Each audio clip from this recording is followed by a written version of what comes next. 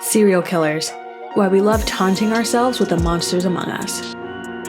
Is our obsession with deranged murderers in TV and film some kind of Stockholm-esque glorification or a sort of cautionary tale?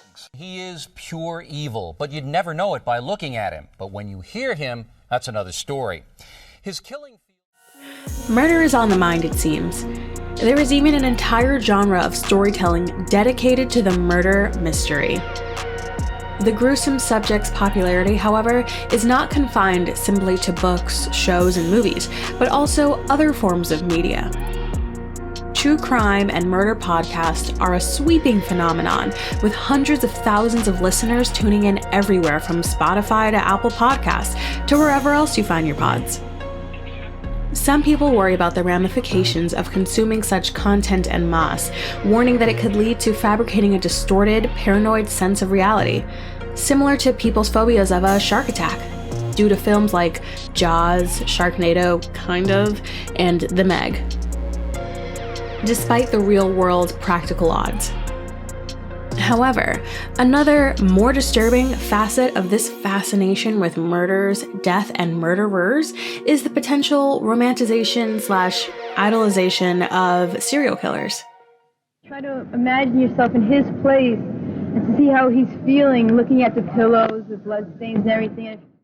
Serial killers have long been a sensational topic, both in the fictional and non-fictional realms. Stories of real-life killers were covered with such spectacle that it is argued that it has led to more crimes of the same and varying natures. In the press, these criminals were given flashy, catchy nicknames, not the least of which were the Smiley Face Killer, the ABC Killer, the Beltway Sniper, the B.T.K. Strangler for Bind, Torture, Kill, and the Night Stalker. This sensationalist phenomenon can even be traced as far back as 1888, with arguably the most famous serial killer in history, Jack the Ripper. Giving these characters such names arguably distorts them into larger-than-life characters, archetypes, symbols, more than just psychotic men and the occasional woman. But the obsession does not stop at the real world, extending far beyond and well into the fictionalized one, with countless properties being developed, produced, and consumed directly inspired by these monsters and their murderous actions, even representing them as dreamy-eyed leading men like Zac Efron. Extremely wicked, shockingly evil, and vile. I find it absurd to ask for mercy for something that I did not do. Extremely Wicked, Shockingly Evil, and Vile is one of those projects that exploits tragedy like serial killings for the purpose of entertainment and media. It is a Netflix original film released in 2019 and is currently still streaming on the platform, and with a 54% on Rotten Tomatoes. The film stars Zac Efron, Lily Collins, Kaya Scodelario, John Malkovich, and Haley Joel Osment, the boy from recently retired Bruce Willis's The Sixth Sense, but can also be seen as equally adorable adult in Amazon's The Boys and this film where he plays Jerry Thompson. No, I live in Salt Lake now. I'm a law student over at the University of Utah. My girlfriend. Efron, still the same chiseled, blue-eyed heartthrob we all remember from a High School Musical, traded in his basketball for a hacksaw as he portrayed the extremely wicked, shockingly evil, and vile Ted Bundy. 7, step forward. If you don't stop screaming, I'm gonna kill you. Ted Bundy, as most readers probably already know, was one of the most prolific serial killers in American history. Bundy operated between 1974 and 1978, though possibly even committed crimes outside of that time frame.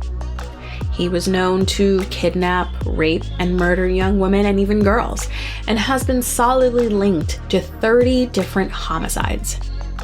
The Netflix film, extremely wicked, shockingly evil, and vile, follows Liz, played by Lily Collins from Windfall, an unexpected single mother who falls in love with Ted Bundy. Liz is based on a real person, Elizabeth Kendall, who actually held an intimate, long-time relationship with a predatory murderer during the time he committed some of his crimes. The 2019 crime drama is one of several projects based on Bundy's life and time as a real-life villain, and casting a suave leading man like Mr. Efron was a decision that raised many eyebrows, as many found the genuine charm of the serial killer in secret to be unnerving. Perhaps not too unlike the actual experience had by Elizabeth Kendall herself. The Riddler and the Zodiac Killer. Another of the most notorious killing sprees was that attributed to the Zodiac Killer in the 1960s. The Zodiac Killer's identity is still unknown to this day, likely fueling the timeless fascination audiences have held since the killings officially began in Northern California over 50 years ago. To add to the mystery and lore, the killer even went so far as to taunt the authorities and the press, leaving ciphers, clues, and messages for them all along the way. Some of the meanings of these ciphers to this day are still disputed, as they are incredibly complex and may even have a few errors and discrepancies, making their translation more difficult. That was the threat of the Zodiac Killer. Now, every day, police cars follow the buses, which would be The killer was not only dubbed with such an iconic moniker, but has also been described by eyewitnesses as having a chilling appearance, equally as visceral.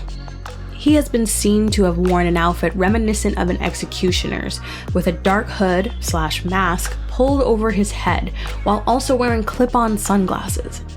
He is also depicted as having had a symbol painted on his costume, which was also included on the many cryptograms and ciphers, as well as at a few crime scenes, which resembled crosshairs. He has been credibly linked to 5 murders, though claimed to have been responsible for over 30. The psychotic killer has already murdered 5. One at a lover's lane near a lake just north of San Francisco. This gruesome, chilling story has become a fixture in pop culture due to every conceivable aspect being utterly horrifying, the stuff of true nightmares. Even spookier, the Zodiac Killer claimed to have been killing people in an effort to collect souls to serve him as slaves in some sort of afterlife. The Zodiac Killer has not only inspired true crime dramas like the 2007 mystery film Zodiac, starring Robert Downey Jr., Jake Gyllenhaal, and Mark Ruffalo, but also inspired the creation of fictional killers. Matt Reeves' The Batman, released in theaters March 4th, 2022, and saw Robert Pattinson don the cowl of the Caped Crusader. This time, however, the Dark Knight would be confronted by the enigmatic murderer known as the Riddler. The Riddler is a comic book character who first debuted in DC Comics' Detective Comics, issue number 140, released in 1948. He was first seen utilizing complex riddles, puzzles, traps, and clues, while wearing a green skin-tight spandex bodysuit with question marks printed all over it. However, the character later went on to wear a green and purple suit, usually with a bowler hat and a question mark-shaped walking stick. However, director Matt Reeves set his sights on a different approach. The last time the audiences saw the Riddler depicted on screen in live action was with 1995's Batman Forever. If I was a superhero, where would I hide? In this iteration, Jim Carrey played the spandex-wearing supervillain, a performance that would go on to leave many wishing their minds had melted away prior to watching the movie. This time, however, the Riddler would be played by Paul Dano, known for Prisoners. In Prisoners, Dano starred alongside Hugh Jackman and Jake Gyllenhaal, as the latter two sought to locate 2 missing girls, who Dano's character is suspected of having taken. Dano would now be playing a similarly unhinged character, though this time alongside Zoe Kravitz and Colin Farrell. And rather than wear tights, this time the villain would have a look similar to a real-world psychopath that acted in a similar manner, with Dano's Riddler donning an outfit remarkably and eerily close to the Zodiac Killer's. This take and implicit comparison is an interesting one, as both killers, though one fictional, left clues, riddles, and ciphers for the authorities to solve, something most criminals do not purposefully do. Yet, Reeves taking inspiration from a serial killer is unfortunately not something alien to the conversation. The energetic response society has had to figures like the Zodiac killer, Ted Bundy, and John Wayne Gacy can inspire others to commit similarly grotesque acts, like copycat crimes.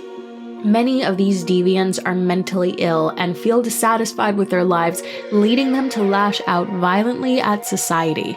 This can oftentimes coincide with the incel, involuntarily celibate community, something that is also referenced in the most recent Batman film in relation to its own mass murderer. Exposure therapy. While there is something to be said about society's apparent inability to let these examples of the worst of us go, there does not appear to be an upcoming shortage of serial killer/murderer/murderer content. And why should there be? Here in America, we have a long list of famous cold cases and slaughterfest. The pieces mentioned in this video and in the article do not even begin to cover the sheer body of work, no pun intended, surrounding the topic and genre, nor the body of consumers ready and willing to engage with said content. And sure, we need to watch that killing people doesn't become the next hip thing to do for attention, fame, and notoriety, but exposing ourselves to this darker side of human nature, human reality, is perhaps not an entirely bad habit. Whether we take creative liberties with their lives, the lives they ended, and the lives of those around them, or simply make up entirely fabricated characters in a sort of homage, like the Riddler, serial killers, and monsters of man exist in this world as much as they do in the fictional. And, understandably so, that is a troubling concept for many to recognize that, though shark attacks are rare, a shark could be swimming around you at any moment. Is the answer never to go swimming again? Instead, recognizing, articulating, and confronting the darkness and the trauma within ourselves and our society at large in a controlled, fictional/fictionalized environment, similar to exposure therapy, can be a way of therapeutically overcoming the extremely wicked, the shockingly evil, and the vile. So what should we do? All we can do is stay alert and be safe, and look out for each other.